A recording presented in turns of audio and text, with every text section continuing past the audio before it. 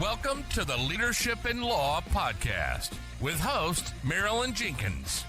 Cut through the noise, get actionable insights and inspiring stories delivered straight to your ears. Your ultimate podcast for navigating the ever-changing world of law firm ownership. In each episode, we dive deep into the critical topics that matter most to you, from unlocking explosive growth to building a thriving team. We connect you with successful firm leaders and industry experts who share their proven strategies and hard-won wisdom. So, whether you're a seasoned leader or just starting your journey as a law firm owner, the Leadership in Law podcast is here to equip you with the knowledge and tools you need to build a successful and fulfilling legal practice.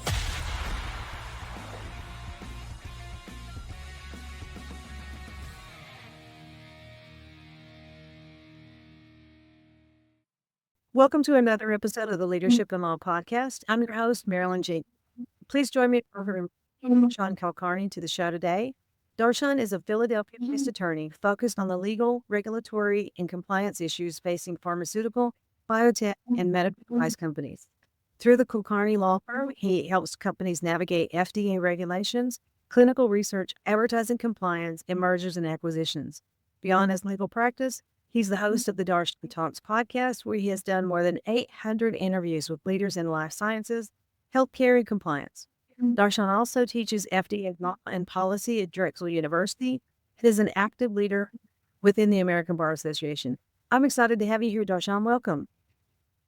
Thank you for having me. I appreciate the invitation. Absolutely. Can you tell us a bit about your leadership journey? I think if I could reduce it all to one word, it would be chaos. Okay. But I think that's true for most people. I think every person who says that thinks that they're like breaking new territory when they say chaos. The fact is that in my case, I was a sixth-generation pharmacist. My dad owned a pharmaceutical company. His dad owned a pharmaceutical company. And before that, they owned pharmacies. I grew up in India, and I knew I was going to be in life sciences my entire life. The question only was, would I own a pharmaceutical company or would I be a physician? Law was never on the path until I probably got through most of pharmacy school. And at the end, they were like, so medicine next? I had a rule. We had to get 3 graduate degrees in our family. That was the rule. So I was done with 1 there, and I was looking at 2 more. I thought it was probably going to land up being med school. But the idea of going to med school for the next 13 years and then just still being very unhappy did nothing for me. Turns out you can be unhappy with only 3 years extra school. So at that point, it was just a question of efficiency of happiness. And then turned out I actually had a great time in pharmacy school, and I had a great time in law school and working as a lawyer.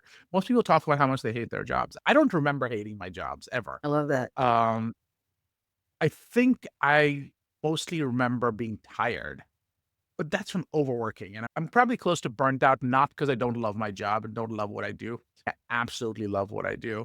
What I do think, however, is I find myself just working for the last 20 years. I've never taken a break. The only time I know I've actually turned off was 17 days in May in probably the last 20 years. Wow. Including weekends. And when I say that, I genuinely work probably from 9 in the morning to 1 a.m. every night. Oh my God. My girlfriend, bless her heart, I don't know how she tolerates me. But on vacation, I don't know too many people who take full-blown vacations. Like, I work every single day. Yeah. And if it's not something, it's something else. So from that perspective, I think the idea of leadership journey suggests like this equal path and giving up things and calling things. And I don't think it was any of those. It was more just, I knew which general direction I wanted to go. I enjoyed doing a lot of other stuff. I found, for example, I spent a little bit of time working in the health insurance industry. Wasn't my thing. There are people who absolutely love doing that, and that's amazing. I love being in the life sciences. I love innovation meets regulation, meets compliance, meets bringing something that changes people's lives every single day. And that makes me happy. My leadership journey was going to pharmacy school, then going to law school, then doing my MS in Quality Assurance Regulatory Affairs from Temple School of Pharmacy, coming out, clerk for a federal court judge. Then I was corporate counsel for a little bit for a generic company that also had some brand name products. COVID hit, I started my own firm while working full time as a pharmacist and actually teaching at what used to be the Philadelphia College of Pharmacy, and now it's part of St. Joe's. Did that for several years. In 2017. Because of all the stuff I do on LinkedIn, the person who's now my friend, but was my former boss, invited me to be VP of Regulatory Strategy and Policy for a global consulting company. And we were talking about the rules and the regs that impact and change how the entire industry was going to work. And I loved her leadership. I've always been a fan of hers, though she's incredible. But it gave me a chance to step out. And I went from part-time being a lawyer to being full-time a lawyer. And while I was always full-time, it was more a question of just, I didn't have enough work for that. And then it kept going from there. I worked as outside counsel, if you will, and just been in the life sciences, teaching at various places the whole time. And while all of that was happening, just financially looking at other things like real estate investments and all that good stuff that kept me busy. Yeah, Responsive. exactly. And what I find interesting is a leadership journey in some, it's like when they get to law school, it's the clerking in different practice areas to see what they like. It seems like you started out in the beginning knowing where you were going to go. You knew you were going to be in some form of life sciences, and then it just happened that you also went to law school to get number two for your parents. Yeah, exactly right. I knew that I would be in that space. If someone would have told me, you know what, you should be a, I don't know, litigator, I probably wouldn't have enjoyed it. Yeah. What I've been very lucky with is having a clear vision on what makes me happy and trying to stay within that. Not to say that other stuff couldn't have made me happy, and maybe it's given me blinders on what makes me happy, but it's been fun. And I'm excited to be part of this industry and this profession, quite bluntly. And you're probably seeing a lot of changes and just constantly seeing things change up all the time. So I put out 6 newsletters, 5 podcasts every single week for the last, I want to say, 5 years. Wow. And there's something new in every single one of them. And I run out of weeks. Like, I'm scheduled 5 weeks in advance right now. Wow, that's pretty impressive. So you're the person that the healthcare or the life sciences looks to for the cutting edge information, and very cool.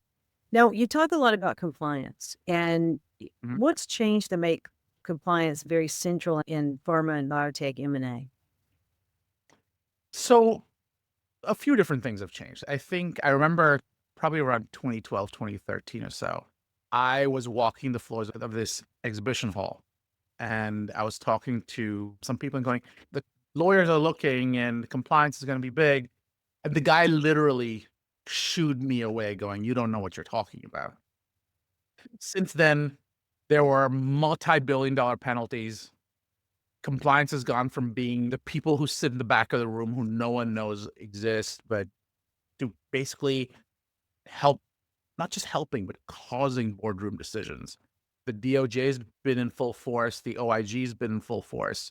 The result of all of that being compliance is required to be at the table. The DOJ put out 2023, I think 23, they put out a rule saying that we want compliance to be fully effective. And if there's an M&A transaction, for example, if compliance does not have a seat at the table and you guys don't, if necessary, self-identify some of the problems that you guys have, you could be looking at successor liability. And if you do, you might be able to get away with making the appropriate disclosures, and you may not be looking at successor liability, which is huge in a transaction, because the last thing you want is to be carrying someone else's problems along with your own. So I think that was a huge game changer. In the same time, while the DOJ is making these rules, they also came up with another rule, which is on whistleblowers. And they basically said that we encourage whistleblowers.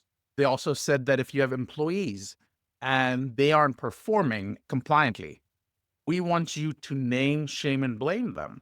And if you do, good news for you, but bad news for them.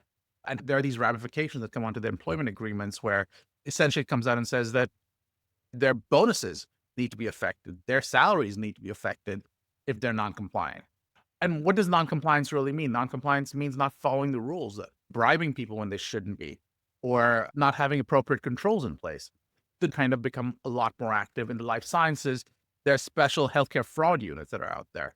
And they're going out there, and we're talking about, in one case, I think there was a $3 billion net that was put out for all these physicians and healthcare practitioners who were non-compliant.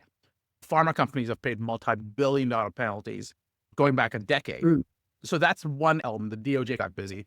The Office of Inspector General came out, and they said, we have these 7 elements of compliance we expect all of you to follow. I'd tell you that probably about 60% of people know about the OIG ones. Almost no one knows about the DOJ ones, but you've got to sit and reconcile those. And I can tell you, the people who think they're really like cutting edge have the OIG stuff, but do not have the DOJ stuff. But let's say you get that in place. Now, you also have DOJ, OIG, and then combine that and connect that to FDA requirements. You then connect that to OCR, which is Office of Civil Rights, which is HIPAA for those people who are thinking about it. Now you take all of that, you connect that to state privacy laws. You connect that to state subscription laws if you have someone on a subscription type of model. You connect that to, like, there are so many different nuances that most people have not thought of. And now you layer all of that with AI. And it keeps people like me busy, which I'm very appreciative of. But yes, but not until 1 a.m. You need to you need to take a break. As much as you love what you do, you got to learn how to stop. Take a break. And it's just so much fun. Can you imagine every single day going, I wish I don't miss this bit of information. Like every morning there's new stuff. And it's fun when you're talking to a client. This happens to me almost on a daily basis where I'll go, about 3 hours ago, the DOJ announced this. And the client's eyes just pop out going, first of all, why do you know that? This changes everything I was going to do. And this is the guy I want to hire because he knows what's happening as we speak. Those are the best parts. Being indispensable. Not just it, being in the know. Yeah. It's like you're sitting at your battle station and you're better armed than anyone else. It sounds like compliance for you is like keeping the puzzle pieces in play. Yeah. Yeah. Yeah. It's all the balls juggling in a way that you're the only one who sees where the next ball's coming from. And do you ever have a client that's 100% in compliance? No, you'll never have a client. Because the moment you're 100% in compliance, your compliance program has failed. Something changed. Because it's not looking hard enough. You should be finding problems. You should be fixing problems all the time. If you aren't, and this is actually came out earlier this week, where the DOJ, or it was courtroom decision, essentially what they had was, they had a vendor, and the vendor said, we're 100% in compliance, and we have all these controls in place. And turns out it was great. That sounds amazing. Like, I have a vendor who's saying they're 100% compliance. Turns out that the entity that did the certification of compliance was owned by the same guys who had the company. So you need to do deeper. You need to look deeper. Why are you 100% compliance? That does not make sense. And what could be? Yeah, that's interesting because you can't, that's like the whistleblower. You can't inspect your own and expect you to see it with neutral eyes. And even if you are inspecting your own, show me that you're catching things. If you're 100% always like 100, it's like saying, tell me that your marketing plan works. I can always change something. Yeah. I'm always looking deeper, and there's always a little tweak that I can make. Yeah. So when you're thinking about M&As in that industry and acquirers are evaluating a target company, what compliance issues raise the biggest red flags during the due diligence part of it? So the first question to ask is, what are you worried about? There's some clients will come in going, I don't even know what I don't know. Some clients will come in going, look, we already have a DOJ hit. We want to know what these guys are pointing out and if that lines up. Some people will say, what are you seeing? What are the areas that are of interest right now from the DOJ that we should be worried about? So this second, I probably go, you know what? There's a lot of interest around promotional compliance, advertising off label and having no controls in place. So I would say clinical trials is being dinged on a lot because there have been these lawsuits around what are called clinical trial sites and the doctor's offices who do the actual clinical trials. They aren't following the rules. Simple things like, I would tell you 90% of small doctor's offices are non-compliant, illegally non-compliant with state laws. And I've told them. And they're like, I'll take the risk. And is it a big risk? Oh, yeah. Get them. It would shut down the entire industry. It's just inappropriately formed. It's formation problems. So I actually mentioned this on another podcast. So now that I think about it, I can talk about it. It goes to the unauthorized practice of medicine. Because technically speaking, if clinical research is part of the practice of medicine, for example, the state of Texas defines clinical research as part of the practice of medicine. Other states may not specifically call it out, but if you're diagnosing, treating, or otherwise managing disease states, I'd argue that you're engaged in the practice of medicine. If that's true, only a doctor can own a doctor's office depending on the state in question, which is a pretty large majority of states. But in many cases, it's not doctors owning these clinical trial sites. So you basically have a bunch of these doctors' offices not owned by doctors, which is illegal under multiple state laws. Okay. And they're just riding it out, You're- just saying, whatever, we'll take our chances. Yeah. And there are M&A companies right now going, okay, you're telling me this is standard, right? We'll just take it. We'll just buy it. So I'm going, let me get this straight. So you're buying an entity. You're going to give me $10 million for this entity that you can't own. The physician, there are non-competes. The FTC rules, for example, right now, yesterday's news was they're still enforcing the rules around non-competes for physicians. It's on a one-off basis. But the short version is that, and there are multiple states that are still saying, you know what, healthcare practitioners, we're going to not enforce or make it illegal to enforce non-competes. Different states, for example, Pennsylvania has a rule around that. You're now buying something you cannot own. With the physician, you cannot stop from going across the street and opening up the practice all over again. So what did you just pay $10 million for? Yeah. Good question. So, It's not even they're buying data. no, you can't own that data in some cases. It's not your data. That's amazing. And what is happening if they do get caught and brought up? Do they just forfeit the company? They shut the company down? You'd shut the company down, but you'd also be engaged in the unauthorized practice of medicine, which means fines, penalties, and what happens if someone dies? Someone gets hurt. Yeah. Which is the more likely scenario if you're taking care of people. Right. So is that at that point criminal? Well, you knowingly purchase something that's illegal. And then had someone take care of people illegally. That's interesting. And so So- there's a lot of those out there. I'd say the vast majority of small sites are like that. And when I say majority, 95%. Wow. That is absolutely amazing. So that's crazy. Looking at the advertising in the pharmaceutical industry, what are you seeing is the biggest non-compliant issue? Because we see commercials all the time for some sort of pharmaceutical or another. It just seem to be constantly on TV.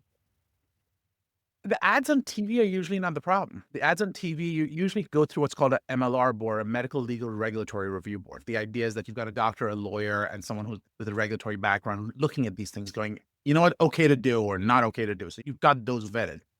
What you're often dealing with are the sales reps going to a doctor's office.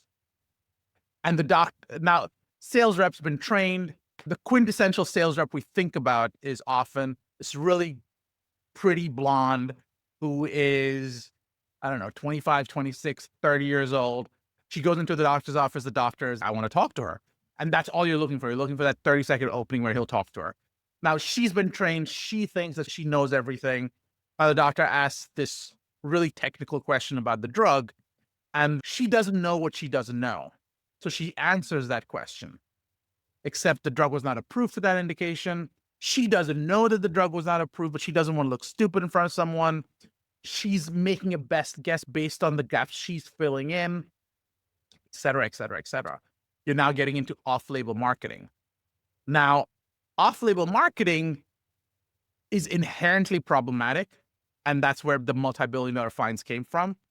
However, the FDA rules have changed because the FDA lost 6 court cases saying off-label marketing may be okay because as long as the information is truthful and not misleading. That's the standard, truthful and not misleading. Okay. So the sales rep who's going out there and just making stuff up, that's a problem. On the other hand, the sales rep who's going in there and maybe even gets it right. Now the question goes to what's called intended use. this idea that, did you always mean to send out that sales rep to talk about these off-label uses? Or was it about something else? Was it always about, the sales rep is a one-off, we train her, we tell her not to do stupid stuff like that, and we're good. But if you have like these PowerPoints where you're going, everyone go out there and talk about these off-label uses, well, then it was never about that one sales rep. It was about you as a company making huge mistakes. So those things have to be balanced out.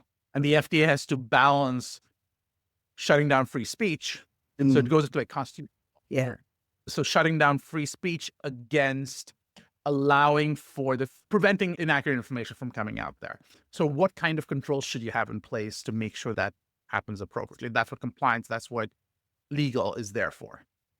The difference between compliance and legal for a lot of people is that legal's got your back every single time. That's literally what we go to law school for. You are the last friend before a company goes down.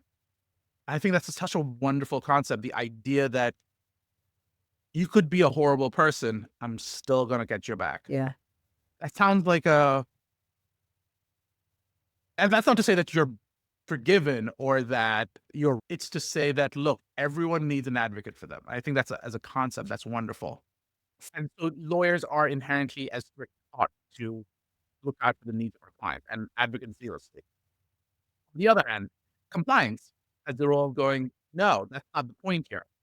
What is appropriate? What is right? What is fair? So that's why they want, if you talk to the DOJ, they want to separate compliance and legal. It's not always possible, especially in a small company. But DOJ goes, we want compliance at the table. We don't care where the legal is.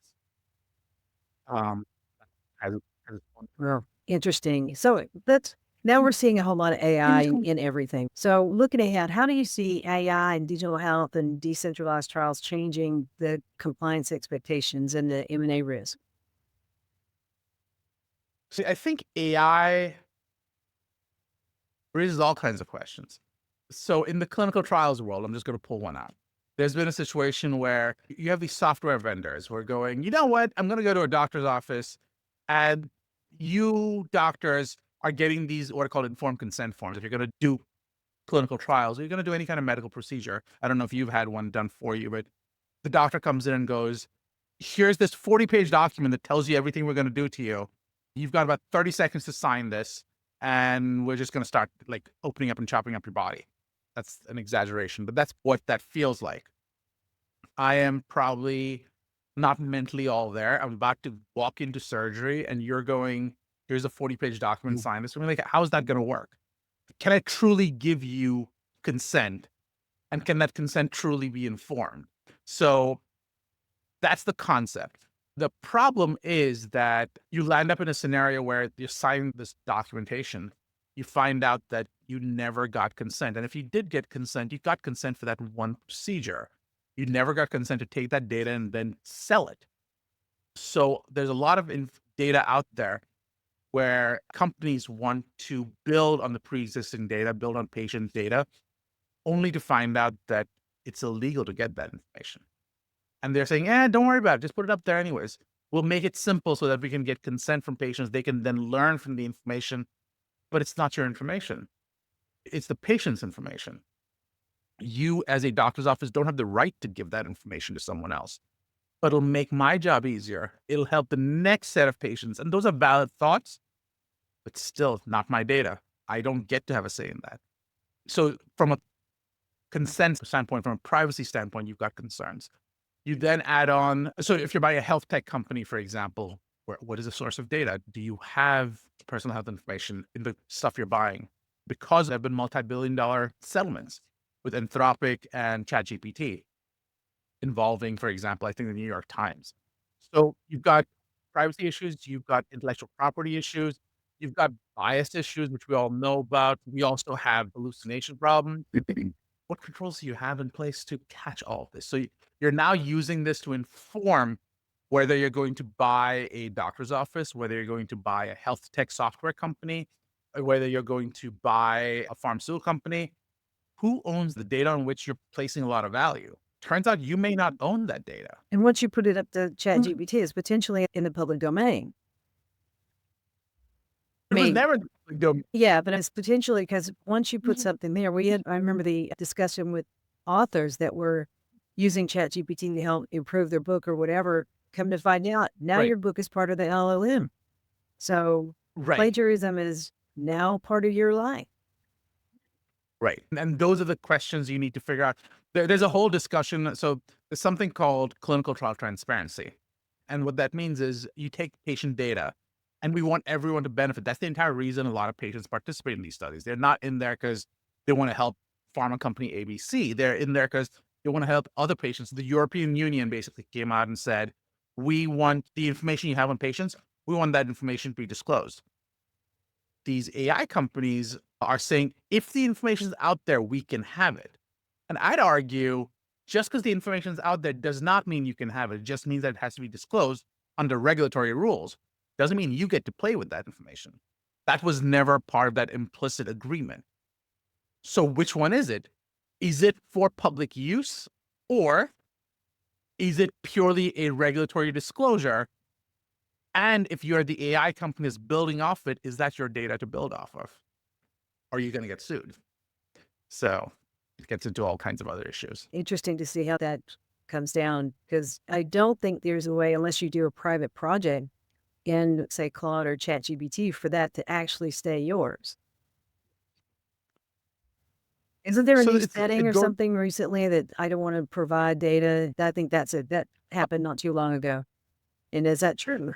I get into those questions all the time. So the first question is, do you use a public LLM or private LLM? Public ones like ChatGPT. Now, do you have a public instance of that, or do you have a private version that you're basically running off of your own servers? Right. So law firms, for example, talk about this, where we're like, oh, we're going to have our own version of AI. Well, what does your own version mean? Yeah. Does that mean you built the AI and it's all completely within your servers? Okay. It has its own issues, but we leave that alone for the second. Or it sits there, but every time you want to ask questions, it puts a call out to ChatGPT and then comes back in, which means that your data got sent out to ChatGPT. Agents do that. Yeah, people think their logged. agents are private, and it's, wait a minute, you're still on the backbone. Exactly. Raises all kinds of questions there as well. But it sounds like I wonder for your audience a lot. Absolutely. It sounds like when it comes to compliance, it's always going to be something new, something growing, something special, and something interesting. I think it's been an amazing journey so far. This has been very interesting. I've enjoyed the conversation, and I hope our audience has too. And if they want to connect with you or ask any questions, what's the best way to reach out to you? You can find me on LinkedIn. You can also just go to my website at kulkarnilawfirm.com, or you can reach out to me at darshan@kulkarnilawfirm.com. So it's my last name, kulkarnilawfirm.com. Perfect. We'll have those links in the show notes.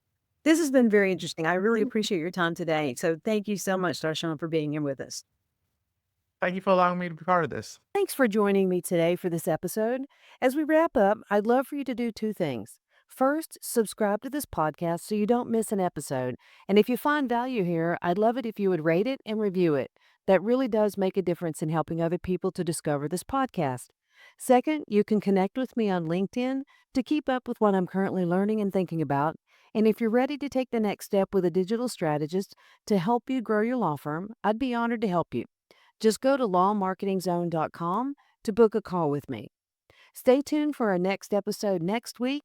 Until then, as always, thanks for listening to Leadership in Law Podcast, and be sure to subscribe wherever you listen to podcasts so you don't miss the next episode.